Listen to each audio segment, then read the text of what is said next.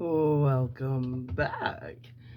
Underdogs, misfits, and other little lunatics. I like the charm of that one. Well, anyways, we're covering Scrooge. We're going into stave 3. I think that's how you pronounce it. I don't know. It's old literature. So let's have a sip of water and then let's get into it. Yeah.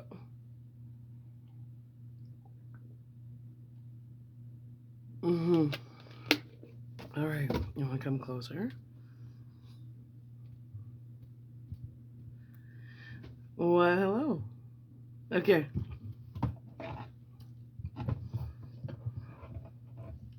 Stave 3. Let's see if we can get a little more. Just that. Hello? Ooh. That's better. Nice. Okay, stave 3. The second of the 3 spirits. Let's move that over. Yeah. Get comfortable. The second of the 3 spirits. Awakening. In the middle of the prodigiously Prodigigously.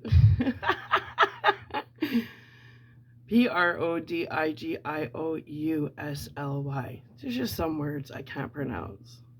And it is what it is. Anyway, awaking in the middle of Prodigigously. Tough snore. And sitting up in bed to get his thoughts together, Scrooge had no occasion to be told that the bell was again upon the stroke of 1. He felt that he was restored to consciousness in the right nick of time, for the especial purpose of holding a conference with the second messenger dispatched to him through Jacob Marley's intervention. But finding that he turned uncomfortably cold, when he began to wonder which of his curtains this new spectre would draw back, he put them every one aside with his own hands and, lying down again, established a sharp lookout all around the bed. For he wished to challenge the spirit on the moment of its appearance, and did not wish to be taken by surprise and made nervous. Gentlemen of the free and easy sort, who plume themselves on being acquainted with a move or two and being usually equal to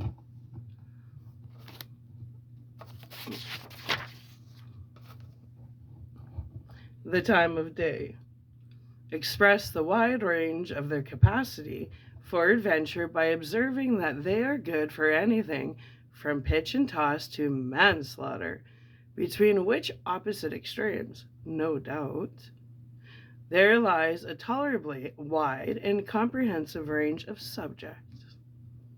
Without venturing for Scrooge quite as heartily as this, I don't mind calling on you to believe that he was ready for a good broad field of strange appearances, and that nothing between a baby and a rhinoceros would have astonished him very much.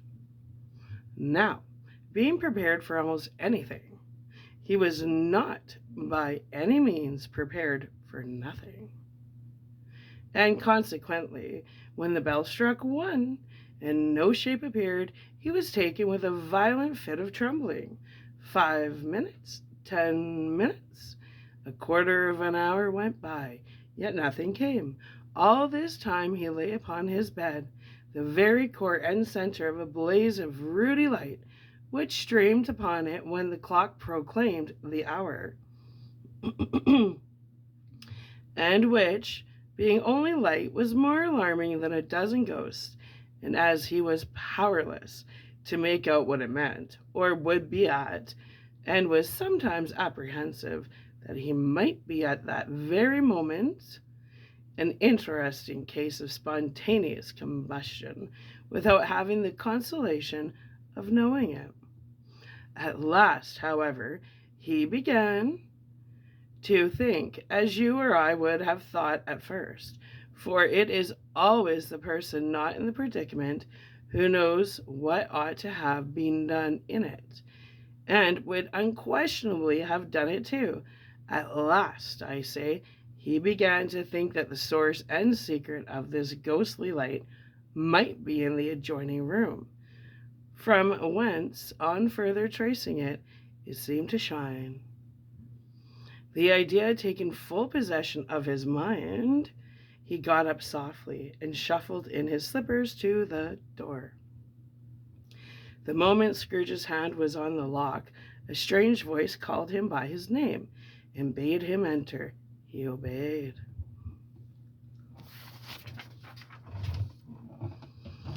It was his own room. There was no doubt about that. It had undergone a surprising transformation. The walls and ceiling were so hung with living green that it looked a perfect grove, from every part of which bright gleaming berries glistened. The crisp leaves of holly, mistletoe, and ivy reflected back the light, as if so many little mirrors had been scattered there, and such a mighty blaze went roaring up the chimney as that dull petrification of a hearth had never known in Scrooge's time, or Marley's, or for many and many a winter season gone, heaped up on the floor to form a kind of throne, where turkeys, geese, game, poultry, brawn, great joints of meat, sucking pigs, long wreaths of sausage, mince pies, plum puddings, barrels of oysters, red-hot chestnuts, cherry-cheeked apples, juicy oranges, luscious pears, immense 12 cakes, and seething bowls of punch.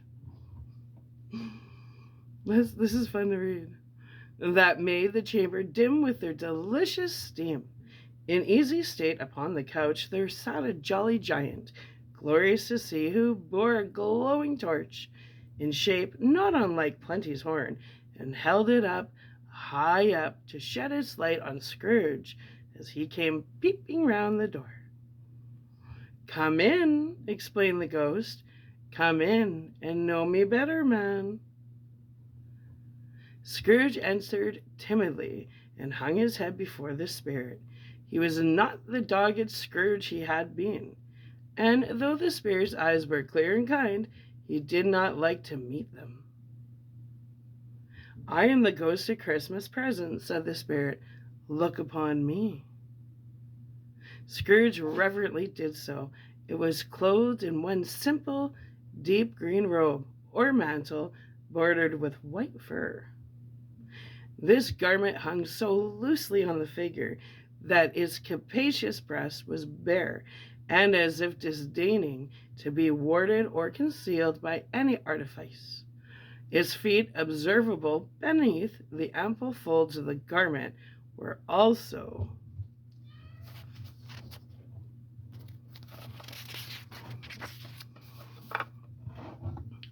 bare, and on its head it wore no other covering than a holly wreath, set here and there with shining icicles.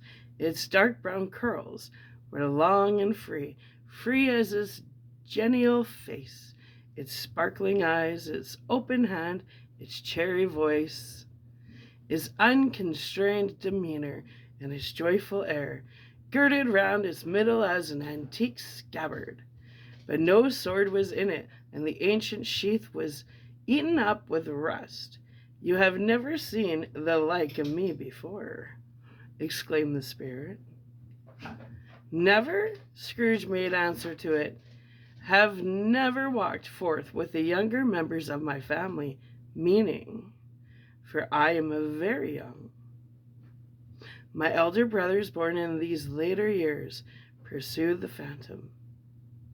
"I don't think I have," said Scrooge. "I'm afraid I have not. Have you had many brothers, spirit?" More than 1,800, said the ghost. A tremendous family to provide for, muttered Scrooge. The ghost of Christmas present rose.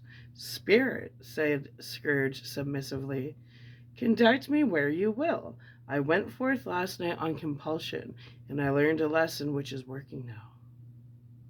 Tonight, if ye have aught to teach me, let me profit by it.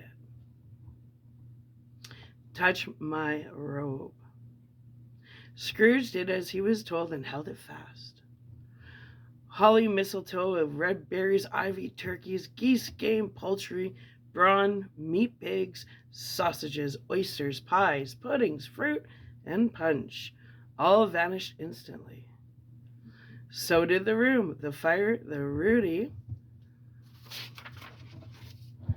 glow, the hour of night, and they stood in the city streets on Christmas morning, where, for the weather was severe, the people made a rough but brisk and not unpleasant kind of music in scraping the snow from the pavement in front of their dwellings and from the tops of their houses, whence it was mad delight to the boys to see it come plumping down into the road below, and splitting into artificial little snowstorms. The house fronts looked back enough, and the windows blacker, contrasting with the smooth white sheet of snow upon the roofs, and with the dirtier snow upon the ground, which last deposit had been ploughed up in deep furrows by the heavy wheels of carts and wagons. There goes the cat. Furrows that crossed and recrossed each other hundreds of times, where the great streets branched off and made intricate channels hard to trace in the thick yellow mud and icy water. The sky was gloomy, and the shortest streets were choked up with a dingy mist, half thawed, half frozen, whose heavier particles descended in a shower of sooty atoms, as if all the chimneys in Great Britain had, by one consent, caught fire and were blazing away to their dear hearts' content. There was nothing very cheerful in the climate or the town, and yet was there an air of cheerfulness abroad that the clearest summer air and brightest summer sun might have endured to diffuse in vain.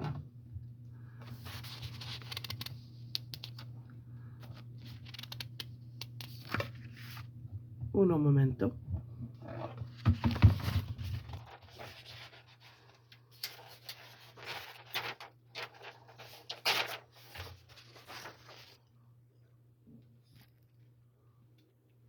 Come closer. Hither. Hither. All right.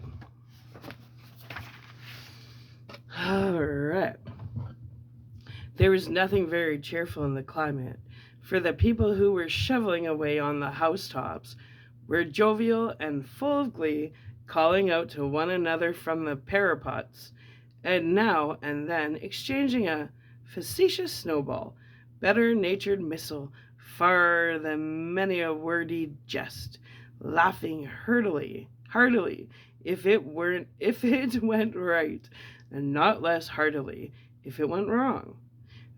The poulterers' shops were still half open, and the fruiters were radiant in their glory. There were great round pot-bellied baskets of chestnuts, shaped like the waistcoats of jolly old gentlemen, lolling at the doors and trembling out into the street in their apoplectic opulence.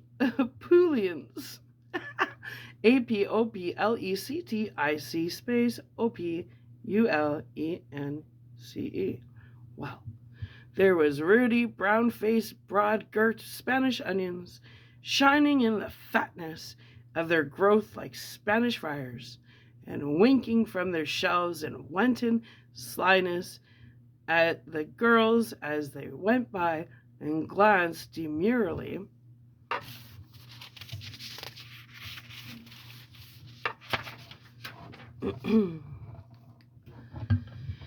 At the hung up mistletoe, there were pears and apples clustered high in blooming pyramids. There were bunches of grapes made in the shoe keeper's benevolence to dangle from conspicuous books that people's mouths might water gratis as they passed. There were piles of fibrets, mossy and brown, recalling in their fragrance ancient walks among the woods and pleasant shufflings. Ankle deep through withered leaves, there were Norfolk, biffins, squab, and swarthy, settling off the yellow of the oranges and lemons. And in the great compactness of their juicy persons, urgently entreating and beseeching to be carried home in paper bags and eaten after dinner. The very gold and silver fish set forth among those choices fruits in the bowl, though members of a dull and stagnant blooded race, appeared to know that there was something going on, and to a fish went gasping round and round their little world in slow and passionless excitement.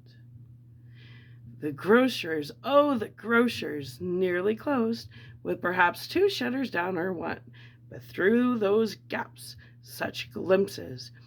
It was not alone that the scales descending on the counter made a merry sound, or that the twine and roller parted company so briskly, or that the canisters were rattled up and down like juggling tricks, or even that the blended scents of tea and coffee were so grateful to the nose, or even that the raisins were so plentiful and rare, the almonds so extremely white, the sticks of cinnamon so long and straight, the other spices so delicious, the candied fruit so caked and spotted with molten sugar as to make the coldest lookers on feel faint and subsequently bilious.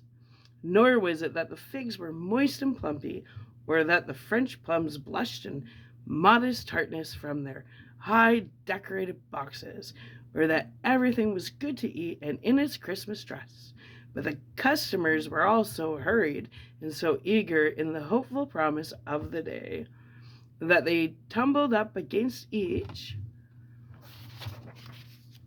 other at the door, crashing their wicker baskets wildly, and left their purchases upon the counter, and came running back to fetch them, and committed hundreds of the like mistakes in the best humor possible, while the grocer and his people were so frank and fresh that the polished hearts with which they fastened their aprons behind might have been their own, worn outside for general inspection, and for Christmas dolls to peck at if they chose. But soon the steeples called good people all to church and chapel, and away they came flocking through the streets in their best clothes and with their gayest faces. And at the same time they emerged from scores of by streets, lanes, and nameless turnings, innumerable people carrying their dinners to the bakers' shops. The sight of these poor revelers appeared to interest the spirit very much, for he stood with Scrooge beside him in a baker's doorway, and, taking off the covers as their bearers passed, sprinkled incense on their dinners from his torch. And it was a very uncommon kind of torch, for once or twice, when there were angry words between some dinner carriers who have jostled each angry words between some dinner carriers who had jostled each other, he shed a few drops of water on them from it, and their good humor was restored directly. For they said it was a shame to quarrel upon Christmas Day, and so it was. God love it, so it was. In time the bells ceased, and the bakers were shut up, and yet there was a genial shadowing forth of all these dinners, in the progress of their cooking, in the thawed blotch of wet above each baker's oven, where the pavement smoked as if its stones were cooking too. If there a peculiar flavor in what you sprinkle from your torch? Asked Scrooge. There is my own.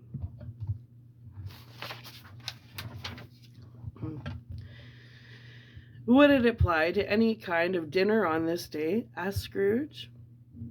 To any kindly given to a poor one most. Why to a poor one most? Asked Scrooge. Because it needs its most. Spirit, said Scrooge, after a moment's thought, I wonder to you, of all the beings in the many worlds about us, should desire to cramp these people's opportunities of innocent enjoyment? Because it needs it most. Sorry, where was I? Spirit, said Scrooge, after a moment's thought, I wondered you, of all the beings in the many worlds about us, should desire to cramp these people's opportunities of innocent enjoyment? Aye, cried the Spirit. You would deprive them of their means of dining every seventh day, often the only day of which they can be said to dine at all, said Scrooge, wouldn't you?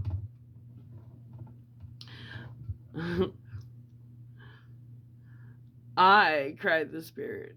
You seek to close these places on the seventh day, said Scrooge, and it comes to the same thing. I seek, exclaimed the Spirit. Forgive me if I am wrong. It has been done in your name, or at least in that of your family, said Scrooge. Forgive me if I am wrong. Wait. There are some upon this earth of yours, returned the Spirit, who lay claim to know us, and who do their deeds of passion, pride, ill will, hatred, envy, bigotry, and selfishness in our name, who are as strange to us and all our kith and kin, and if they had never lived. Remember that and charge their doings on themselves, not us. Scrooge promised that he would, and they went on, visible as they had been before, into the suburbs of the town. It was a remarkable quality of the ghost, which Scrooge had observed at the baker's.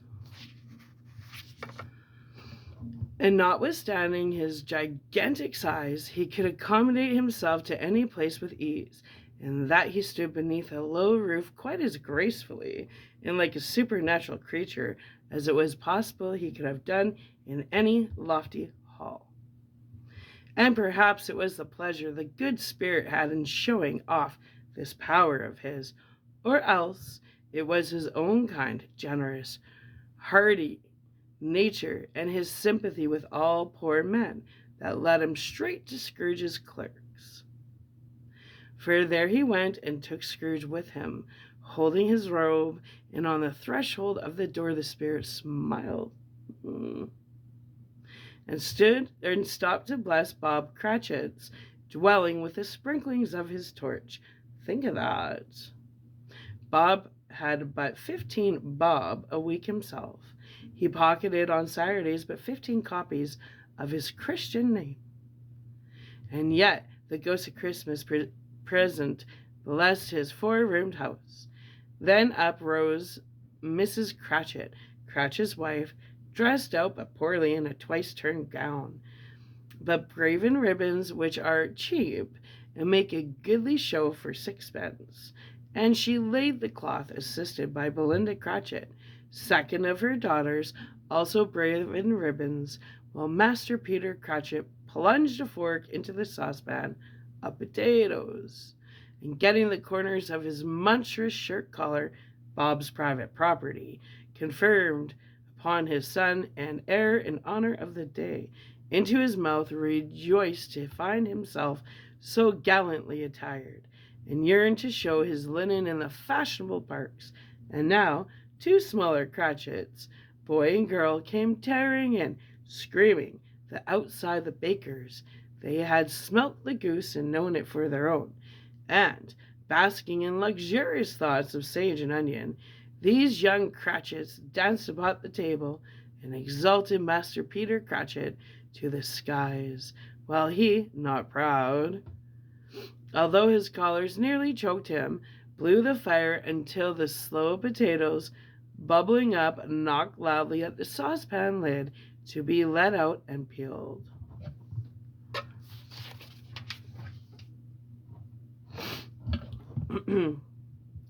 "What was ever got your precious father, then?" said Mrs. Cratchit. "And your brother, Tiny Tim?" "And Martha warn't as late last Christmas Day by half an hour." "Here's Martha, mother," said a girl, appearing as she spoke. "Here's Martha, mother," cried the two young Cratchits. "Hurrah! There's such a goose, Martha." "Why, bless your heart alive, my dear, how late you are," said Mrs. Cratchit, kissing her a dozen times and taking off her shawl and bonnet for her with officious zeal. "We'd a deal of work to finish up last night," replied the girl, "and had to clear away this morning, mother." "Well, never mind so long as you are come," said Mrs. Cratchit. "Sit ye down before the fire, my dear, and have a warm." "Lord bless ye! No, no, there's father coming," cried the two young Cratchits, who were everywhere at once. "Hide, Martha, hide." So Martha hid herself, and in came little Bob, the father, with at least 3 feet of comforter, exclusive of the fringe, hanging down before him, in his threadbare clothes, darned up and brushed to look seasonable, and Tiny Tim upon his shoulder. Alive, for Tiny Tim he bore a little crutch, and had his limbs supported by an iron frame. "Why, where's our Martha?"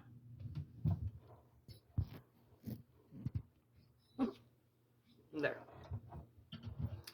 "Why, where's our Martha?" cried Bob Cratchit, looking around.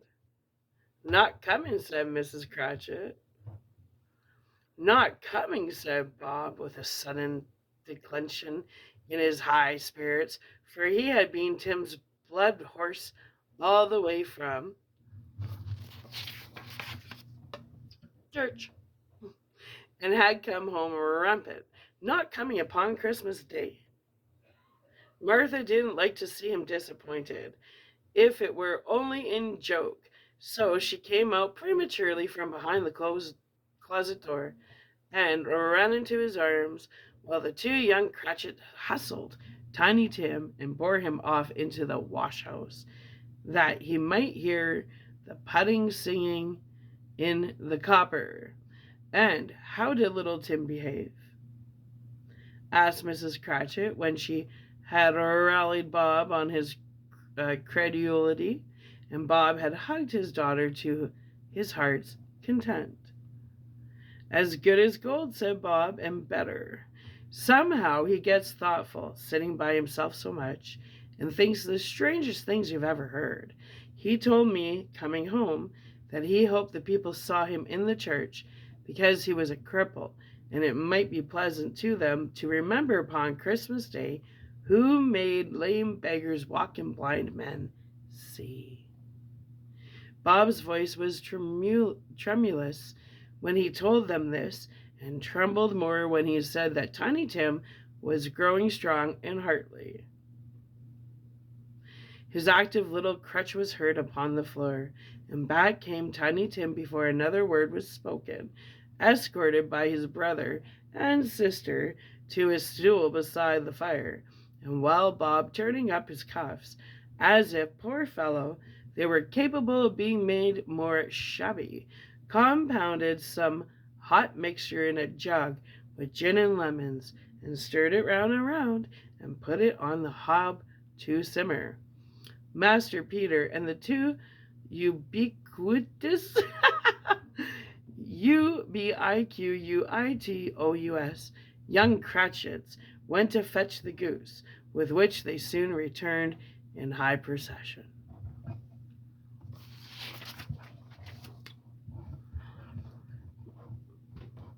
Such a bustle ensued that you might have thought a goose, the rarest of all birds, a feathered phenomenon, to which a black swan was a matter of course, and in truth, it was something very like it in that house. Mrs. Cratchit made the gravy ready beforehand in a little saucepan. Hissing hot, Master Peter mashed potatoes with incredible vigor. Miss Belinda sweetened up the applesauce. Martha dusted the hot plates. Bob took Tiny Tim beside him in a tiny corner at the table. The two young Cratchits set chairs for everybody, not forgetting themselves, and, mounting guard upon their posts, crammed spoons into their mouths, lest they should shriek for goose before their turn came to be helped. At last the dishes were set on, and grace was said. It was succeeded by a breathless pause, and Mrs. Cratchit, looking slowly all along the carving knife, prepared to plunge it into the breast. But when she did, and when the long-expected gush of stuffing issued forth, one murmur of delight arose all round the board, and even Tiny Tim, excited by the two young Cratchits, beat on the table with the handle of his knife and feebly cried, "Hooray!" Hooray! He had been Tim's blood horse all the way from church. There never was such a goose. Bob said he didn't believe there ever was such a goose cooked. Its tenderness and flavor, size and cheapness were the themes of universal admiration. Eked out by applesauce and mashed potatoes, it was a sufficient dinner for the whole family. Indeed, as Mrs. Cratchit said, with great delight, serving one small atom of a bone upon the dish, they hadn't ate it all at last. Yet everyone had had enough, and the youngest Cratchits in particular were steeped in sage and onion to the eyebrows.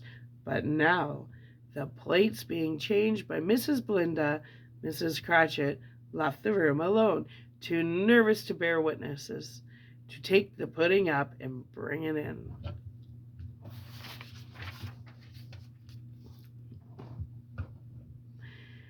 Suppose it should not be done enough. Suppose it should break in turning out. Suppose somebody should have got over the wall of the backyard and stolen it. While they were merry in the goose, a supposition at which the two young Cratchits became livid. All sorts of horrors were supposed. Hallo! A great deal of steam. The pudding was out of the copper. A smell like a washing day. That was the cloth. A smell like an eating house and a pastry cook's next door to each other, with a laundress next door to that. That was the pudding. In half of a minute Mrs. Cratchit entered, flushed but smiling proudly, with the pudding like a speckled cannonball, so hard and firm, blazing in half of a quantern of ignited brandy, embedded with Christmas holly stuck into the top. Oh, what a wonderful pudding! Bob Cratchit said, and calmly too, that he regarded it as the greatest success achieved by Mrs. Cratchit since their marriage. Mrs. Cratchit said that, now the weight was off her mind, she would confess she had her doubts about the quantity of flour. Everybody had something to say about it, but nobody said or thought it was at all a small pudding for a large family. It would have been flat heresy to do so. Any Cratchit would have blushed to hint at such a thing.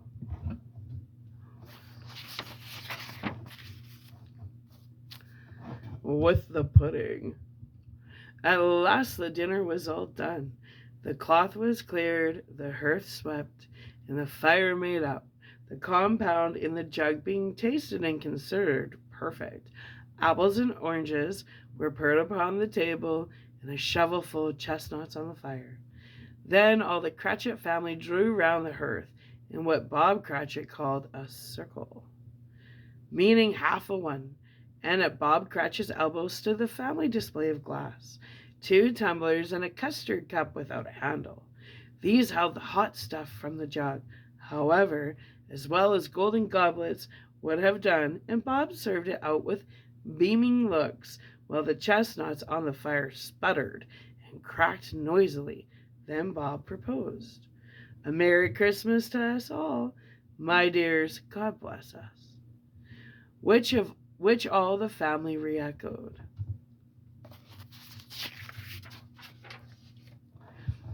"God bless us, everyone," said Tiny Tim, the last of all. He sat very close to his father's side. Upon his little stool, Bob held his withered little hand to his, as if he loved the child and wished to keep him by his side, and dreaded that he might be taken from him. "Spirit," said Scrooge, with an interest he had never felt before, "tell me if Tiny Tim will live." "I see a vacant seat," replied the ghost, "in the poor chimney corner, and a crutch without an owner, carefully preserved. If these shadows remain unaltered by the future, the child will die." Well, "No, no," said Scrooge. "Oh, no, kind spirit, say he will be spared. If these shadows remain unaltered by the future, none other than my race," returned the ghost. "We will find him here. What then? If he be like to die, he had better do it, and decrease the surplus population." Scrooge hung his head to hear his own words quoted by the spirit, and was overcome with penitence and grief. "Man," said the ghost, "if man you be in heart, not adamant, forbear that wicked cant until you have discovered what the surplus is and where it is. Will you decide what men shall live, what men shall die? If may be that, in the sight of heaven, you are more worthless and less fit to live than millions like this poor man's child. O God, to hear the insect of the leaf pronouncing on the too much life among his hungry brothers in the dust." Scrooge bent before the ghost's rebuke, and trembling cast his eyes upon the ground, but he raised them speedily on hearing his own name.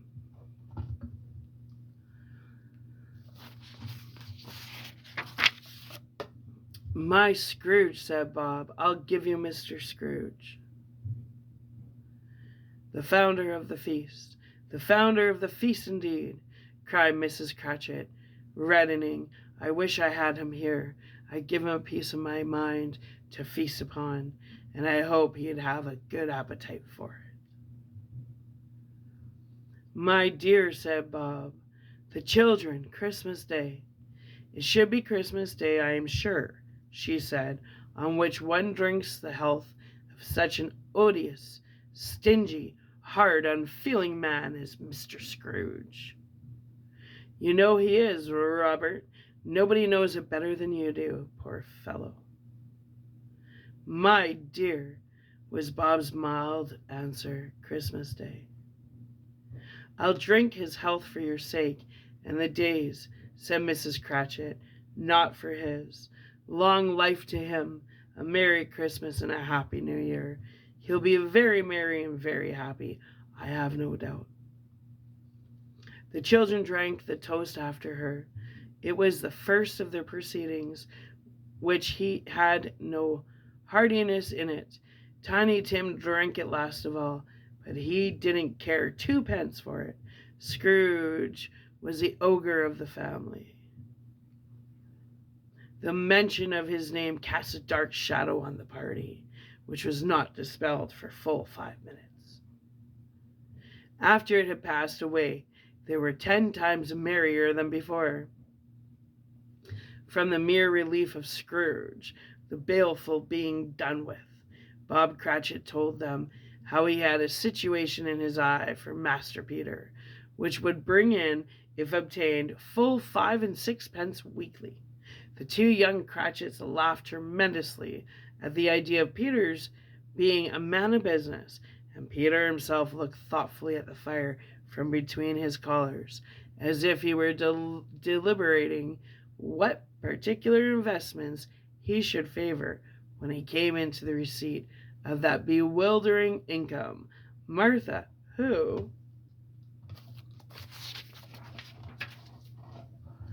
was a poor apprentice at a milliner's, then told them what kind of work she had to do, and how many hours she worked at a stretch, and how she meant to lie abed tomorrow morning for a good long rest. Tomorrow being a holiday she passed at home. Also, how she had seen a countess and a lord some days before, and how the lord was much about as tall as Peter's. At which Peter pulled up his collar so high that you couldn't have seen his head even if you had been there. All this time the chestnuts and the jug went round and round, and by they had a song about a lost child traveling in the snow from Tiny Tim, who had a plaintive little voice and sang it very well indeed. There was nothing of high mark in this. They were not a handsome family. They were not well dressed. Their shoes were far from being waterproof.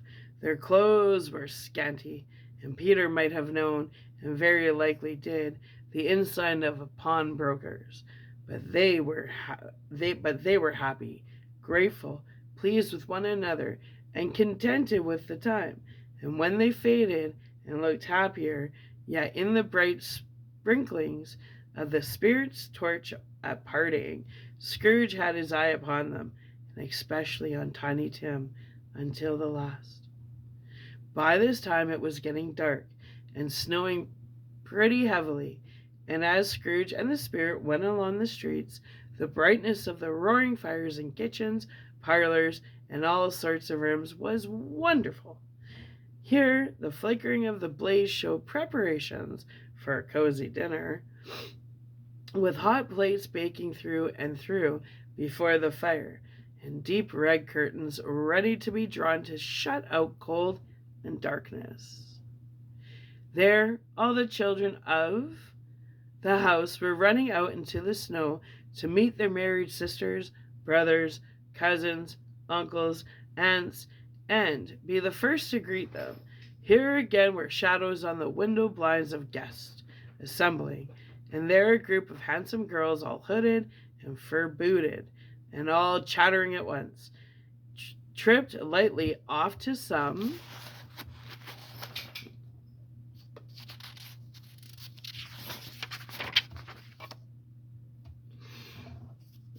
water, to some near neighbor's house, where woe upon the single man who saw them enter, artful witches, well they knew it in a glow.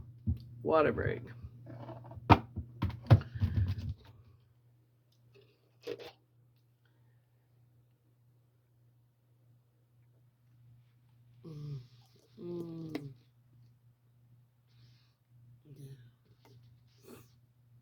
All right.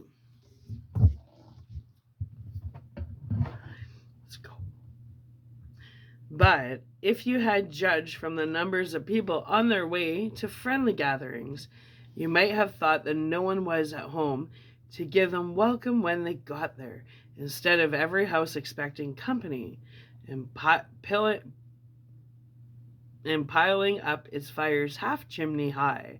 Blessings on it, how the ghost exulted, how it bared his breadth of breast, and opened his capacious palm, and floated on, outpouring with a generous hand its bright and harmless mirth on everything within its reach. The very lamplighter who ran on before, dotting the dusky streets with specks of light, and who was dressed to spend the evening somewhere, laughed out loudly as the spirit passed, though little kenned the lamplighter that he had any company but Christmas. And now, without a word of warning, from the ghost they stood upon a bleak and desert moor, where monstrous masses of rude stone were cast about, as though it were the burial place of giants, and water spread itself wheresoever it listed, or would have done so, but for the frost that held his prisoner, and nothing grew but moss and furze, and coarse rank grass. Down in the west the setting sun had left a streak of fiery red, which glared upon the desolation for an instant like a sullen eye, and frowning lower, lower yet, was lost in the thick gloom of darkest night. "What place is this?" asked Scrooge. "A place where miners live, who labor in the bowels of the earth," returned the spirit. "But they know me, see." A light shone from the window of a hut, and swiftly they advanced towards it. Passing through the wall of mud and stone, they found a cheerful company assembled around a glowing fire. An old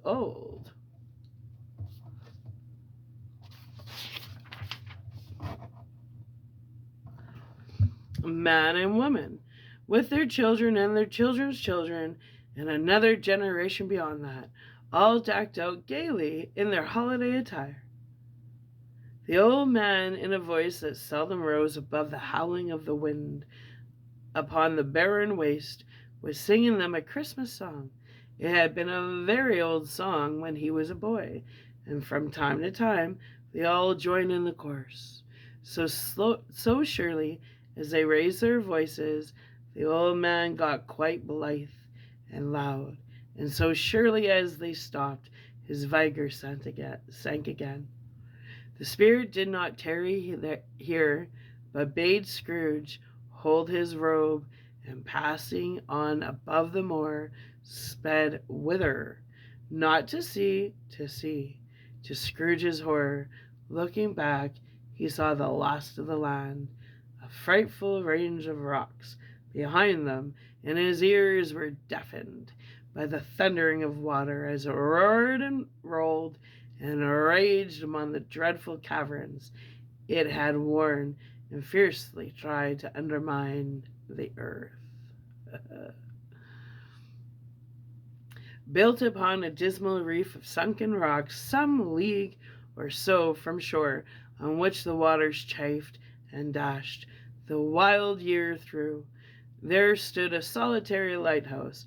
Great heaps of seaweed clung to its base, and storm birds, born of the wind, one might suppose, as seaweed of the water, rose and fell about it like the waves they skimmed. But even here 2 men who watched the light had made a fire, that through the loophole in the thick stone wall shed out a ray of brightness on the awful sea. Joining their horny hands over the rough table at which they sat, they wished each other Merry Christmas in their can of grog, and one of them, the elder too, with his face all damaged and scarred with hard weather, as a figurehead of an old ship might be, struck up a sturdy song that was like a gale in itself. Again the ghost sped on, above the black and heaving sea, on, until being far away, as he told Scrooge, from any shore, they lightened on a ship. They stood beside they stood beside the helmsman at the wheel, the lookout in the bow, the officers who had the watch, dark, ghostly figures in their several stations, but every man among them hummed a Christmas tune, or had a Christmas thought, or spoke below his breath to his companion of some bygone Christmas day, with homeward hopes belonging to it, and every man on board, waking or sleeping, good or bad, had a kinder word for one another on that day than on any day in the year, and had shared to some extent in his festivities, and had remembered those he cared for at a distance, and had known that they delighted to remember him. It was a great surprise to Scrooge, while listening to the moaning of the wind and thinking what a solemn thing it was to move on through the lonely darkness over an unknown abyss, whose depths were secrets as profound as death. It was a great surprise to Scrooge, while thus engaged, to hear a hearty laugh. It was a much greater surprise to Scrooge to recognize it as his own nephew's, and to find himself in a bright, dry, gleaming room with the Spirit standing, smiling by his side, and looking at this same nephew with approving affability. "Ha, ha!" laughed Scrooge's nephew. "Ha, ha, ha! If you should happen, by any unlikely chance, to know a man more blessed in a laugh than Scrooge's nephew, all I can say is, I should like to know him too. Introduce him to me, and I'll cultivate his acquaintance." It is a fair, even-handed, noble adjustment of things, that while there is infection and disease and sorrow, there is nothing in the world so irresistibly contagious as laughter and good humor, right? When Scrooge's nephew laughed in this way, holding his sides, rolling his head, and twisting his face into the most extravagant contortions, Scrooge's niece by marriage laughed as heartily as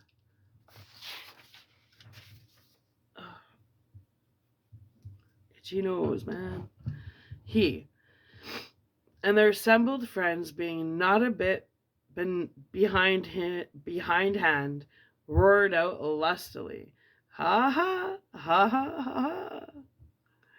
He said that Christmas was a humbug, and I live, cried Scrooge's nephew. He believed it too. "More shame for him, Fred," said Scrooge's niece indignantly. "Bless those women. They never do anything by halves. They're always in earnest." She was very pretty, exceedingly pretty, with a dimpled, surprised-looking, capital face, a ripe little mouth that seemed made to be kissed, as no doubt it was, all kinds of good little dots about her chin. They melted into one another when she laughed, and the sunniest pair of eyes you ever saw in any little creature's head. Altogether, she was what you would have called provoking, but satisfactory, too. Oh, perfectly satisfactory. "He's a comical old fellow," said Scrooge's nephew. "That's the truth, and not so pleasant as he might be. However, his offenses carry their own punishment, and I have nothing to say against him." "I'm sure he is very rich, Fred," hinted Scrooge's niece. "At least, you always tell me so." "What of that, my dear?" said Scrooge's nephew. "His wealth is of no use to him. He don't do any good with it. He don't make himself comfortable with it. He hasn't the satisfaction of thinking, ha ha ha ha, that he is ever going to benefit us with it. I have no patience with him," observed Scrooge's niece's sisters, and all the other ladies expressed the same opinion.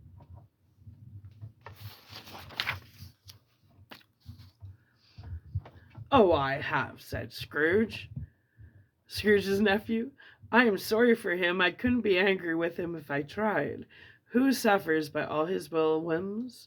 Himself, always. Here he takes it into his head to dislike us, and he won't come and dine with us. What's the consequence? He don't lose much of a dinner." "Indeed, I think he loses a very good dinner," interrupted Scrooge's niece. Everybody else said the same, and they must be allowed to have been competent judges, because they had just had dinner, and with the dessert upon the table, were clustered round the fire by lamplight. Well, I am very glad to hear it, said Scrooge's nephew, because I haven't any great faith in these young housekeepers. What do you say, Topper? Topper had clearly got his eye upon one of Scrooge's niece's sisters, for he answered that a bachelor was a wretched outcast, who had no right to express an opinion on the subject, whereat Scrooge's niece's sister, the plump one with the lace tucker, not the one with the roses, blushed. "Do go on, Fred," said Scrooge's niece, clapping her hands. "He never finishes what he begins to say. He is such a ridiculous fellow." Scrooge's nephew revelled in another laugh, and as it was impossible to keep the infection off, though the plump sister tried hard to do it with aromatic vinegar, his example was unanimously followed. "I was only going to say," said Scrooge's nephew, "that the consequence of his taking a dislike to us and not making merry with us is, as I think, that he loses some pleasant moments, which could do him no harm. I am sure he loses pleasanter companions than he can find in his own thoughts, either in his moldy old office or his dusty chambers. I mean to give him the same chance every year, whether he likes it or not, for I pity him. He may rail at Christmas till he dies, but he can't help thinking better of it. I defy him, if he finds me going there, in good temper, year after year, and saying, 'Uncle Scrooge, how are you?' If it only put him in the vein to leave his poor clerk £50, that's something, and I think I shook him yesterday." It was their turn to laugh now at the notion of his shaking Scrooge, but being thoroughly good-natured and not much caring what they laughed at, so that they laughed at any rate, he encouraged them in their merriment and passed the bottle joyously. After tea they had some music, for they were a musical family, and knew what they were about when they sung a glee or catch. I can assure you, especially Topper, who could growl any away in the bass like a good one, and never swell the large veins in his forehead, or get red in the face over it. Scrooge's niece played well upon the harp, and played among the other tunes a simple little air, a mere nothing.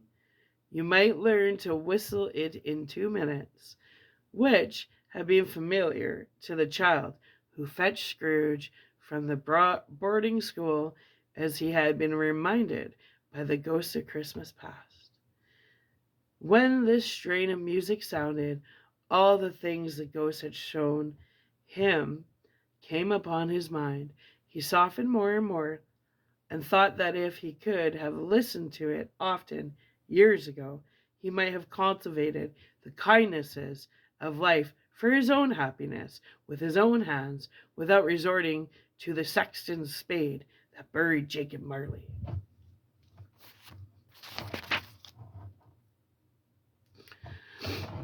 The way he went after that plump sister in the lace tucker. But they didn't devote the whole evening to music. After a while they played at forfeits, for it is good to be children sometimes, and never better than at Christmas, when its mighty founder was a child himself. Stop. There was first a game at Blind Man's Bluff. Of course there was, and I no more believe Topper was really blind than I believe that he had eyes in his boots. My opinion is that it was a done thing between him and Scrooge's nephew, and that the ghost of Christmas present knew it. The way he went after that plump sister in the lace tucker was an outrage on the credulity of human nature, knocking down the fire irons, tumbling over the chairs, bumping up against the piano, smothering himself among the curtains. Wherever she went, there went he. He always knew where the plump sister was. He wouldn't catch anybody else. If he had fallen up against him, as some of them did, on purpose, he would have had made a feint of endeavoring to seize you, which would have been an affront to your understanding, and would instantly have sidled off in sidled off in the direction of the plump sister. What's with the plump sister? She often cried out that it wasn't fair, and it really was not. But when at last he caught her, when in spite of all her silken rustlings and her rapid flutterings past him, he got her into a corner whence there was no escape, then his conduct was the most inscrutable. For his pretending not to know her, his pretending that it was necessary to touch her head, dress, and further to assure himself of her identity by pressing a curtain ring upon her finger and a certain ring upon her finger and a certain chain about her neck, was vile, monstrous. No doubt she told him her opinion of it when, another blind man being in office, they were so very confidentially together behind the curtains. Once you peek behind the curtains, you can't go back, can you? Anyway, Scrooge's niece was not one of the blind man's buff party, but was made comfortable with a large chair and a footstool in a snug corner where the ghost and Scrooge were close behind her. But she joined in the forfeits and loved to admiration with all the letters of the alphabet. Likewise, at the game of how, when, and where, she was very great, and to the secret joy of Scrooge's nephew, beat her sisters hollow. What? Though they were sharp girls, too, as Topper could have told you. There might have been 20 people there, young and old, but they all played, and so did Scrooge, for wholly forgetting, in the interest he had in what was going on, that his voice was made no sound in their ears. He sometimes came out with his guess quite loud, and very often guessed right. 2. For the sharpest needle, best Whitechapel, warranted not to cut in the eye, was not sharper than Scrooge, blunt as he took it in his head to be. The ghost was greatly pleased to find him in this mood, and looked upon him with such favor that he begged like a boy to be allowed to stay until the guests departed. But this, the spirit said, could not be done. Here is a new game, said Scrooge. 1 hour half, spirit, only one. It was a game called Yes and No, where Scrooge's nephew had to think of something, and the rest must find out what, he only answering to their questions yes or no, as the case was. The brisk fire of questioning to which he was exposed elicited from him that he was thinking of an animal, a live animal, rather a disagreeable animal, a savage animal, an animal that growled and grunted sometimes and talked sometimes and lived in London and walked about the streets and wasn't made a show-off and wasn't led by anybody and didn't live in a menage and was never killed in a market and was not a horse or an ass or a cow or a bull or a tiger or a dog or a pig or a cat or a bear. At every fresh question that was put to him, this nephew burst into a fresh roar of laughter and was so inexpressibly tickled that he was obliged to get up off the sofa and stamp. At last the plump sister, following into a similar state, cried out, I have found it out. I know what it is, Fred. I know what it is. What is it? Cried Fred. It's your Uncle Scrooge. which it certainly was. Admiration was the universal sentiment, though some objected that the reply to, "Is it a bear?" ought to have been yes, inasmuch as an answer in the negative was sufficient. I need more water.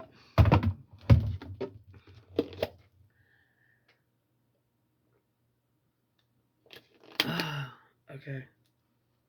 The furnace gate dawns was dusty in here again. To sufficient to have diverted their thoughts from Mr. Scrooge, supposing they had ever had any tendency that way. He was giving us plenty of merriment, I am sure, said Fred, and it would be ungrateful not to drink his health.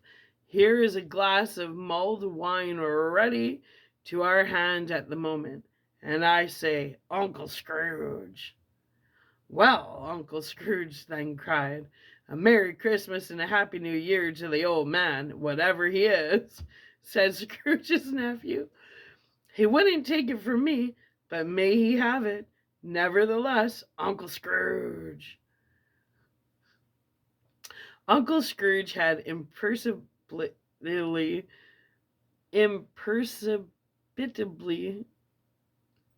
become so gay and light of heart.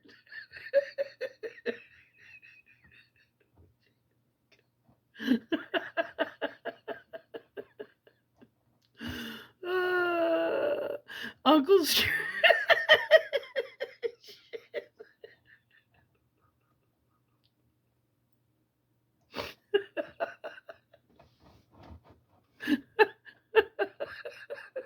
If you could only read my mind. Okay. I got this. Uncle Scrooge had imperceptibly become so gay and light of heart.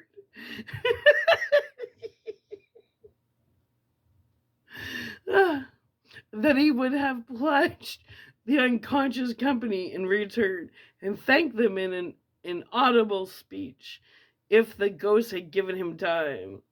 But the whole scene passed off in the breath of the last words spoken by his nephew, and he and the spirit were again upon their travels. Oh my God. Much they saw, and far they went, and many homes they visited, but always with a happy end. The spirits stood beside sick beds, and they were cheerful. On foreign lands, and they were close at home. By struggling men, and they were patient in their greater hope.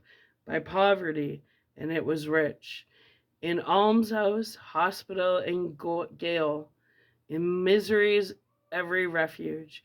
Where vain man, in his little brief authority, had not made fast the door, and barred the spirit out, he left his blessing and taught Scrooge his precepts. It was a long night, if it were only a night, but Scrooge had his doubts of this, because the Christmas holidays appeared to be condensed into the space of time they passed together. It was strange, too, that, while Scrooge remained unaltered in his outward form, the ghost grew older, clearly older. Scrooge had observed this change, but never spoke of it until they left a children's 12th night party, when, looking at the spirit as they stood together in an open place, he noticed that his hair was gray. Are spirits' lives so short? Asked Scrooge. My life upon this globe is very brief, replied the ghost. It ends tonight. Tonight, cried Scrooge. Tonight at midnight. Hark! The time is drawing near. The chimes were ringing the 11:15 at that moment.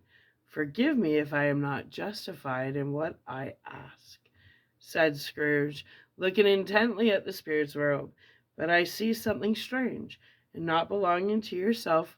protruding from your skirts. It is a foot or a claw? It might be a claw, for the flesh there is upon it, was the spirit's sorrowful reply. Look here. From the foldings of its robe it brought 2 children, wretched, abject, frightful, hideous, miserable. They knelt down at his feet and clung upon the outside of his garment. Oh, man, look here, look down here, exclaimed the ghost. They were a boy and a girl, yellow, meager, ragged, scowling, wolfish, but prostrate, too, in their humility, where graceful youth should have filled their features out and touched them with its freshest tints. A stale and shriveled hand, like that of age, had pinched and twisted them and pulled them into shreds, where angels may have sat enthroned. Devils lurked and glared out menacing. No change, no degradation, no perversion of humanity in any grade.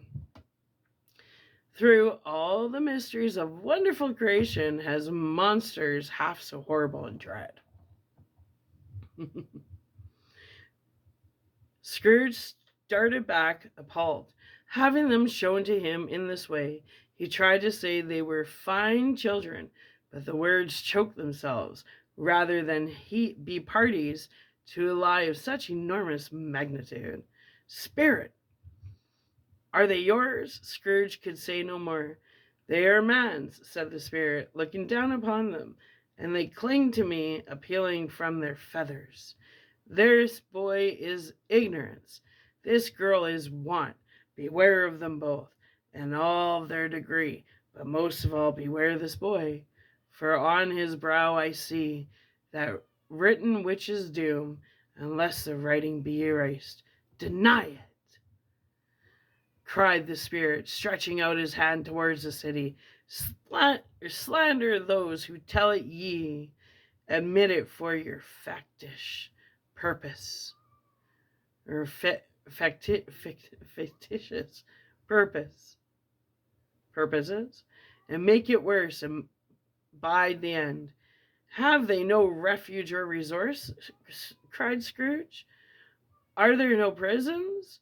Said the spirit, turning on him for the last time with his own words. Ooh. Mirror. The spirit was mirroring Scrooge's comments from earlier. Are there no workhouses? The bell struck 12. Scrooge looked upon him looked about him. The bell struck 12.